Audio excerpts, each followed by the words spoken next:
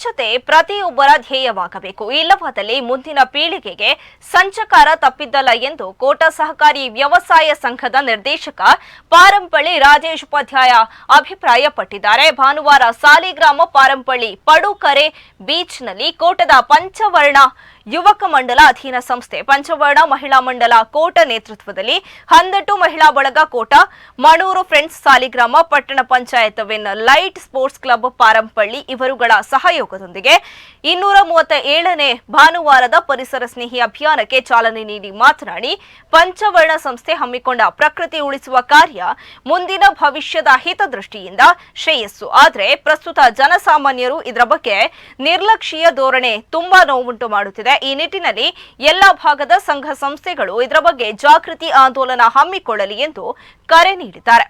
ಪಂಚವರ್ಣ ಯುವಕ ಮಂಡಲ ಅವರು ಪರಿಸರ ಸ್ನೇಹಿ 239ನೇ ಕಾರ್ಯಕ್ರಮ ಇಂದು ನಮ್ಮೂರಿನಲ್ಲಿ ಹಮ್ಮಿಕೊಂಡಿರುತ್ತಾರೆ. ಇವರ ಈ ಅತ್ಯುತ್ತಮವಾದ ಕಾರ್ಯಕ್ರಮವನ್ನು ಎಲ್ಲರೂ ಮೆಚ್ಚಲೇಬೇಕಾದ್ದು. ಈ ಕೋಟ ಪರಿಸರದಲ್ಲಿ ಸ್ವಚ್ಛ ಅಭಿಯಾನವನ್ನು ಇವರು ಹಮ್ಮಿಕೊಂಡಿದ್ದು ಎಲ್ಲ ಕಡೆಯೂ ಉತ್ತಮ ಅಭಿಪ್ರಾಯವನ್ನು ಹೊಂದಿರುತ್ತದೆ.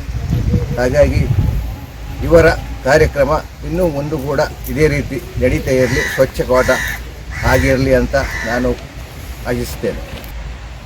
ಯಾರು ಕಸವನ್ನು ಎಸೆಯದೆ ಪಟ್ಟಣ ಪಂಚಾಯಿತಿಗೆ ನೀಡಬೇಕು.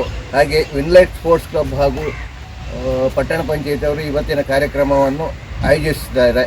ಅವರ ಕಾರ್ಯಕ್ರಮವನ್ನು ನಾನು ತುಂಬ ಶ್ಲಾಘಿಸ್ತೇನೆ.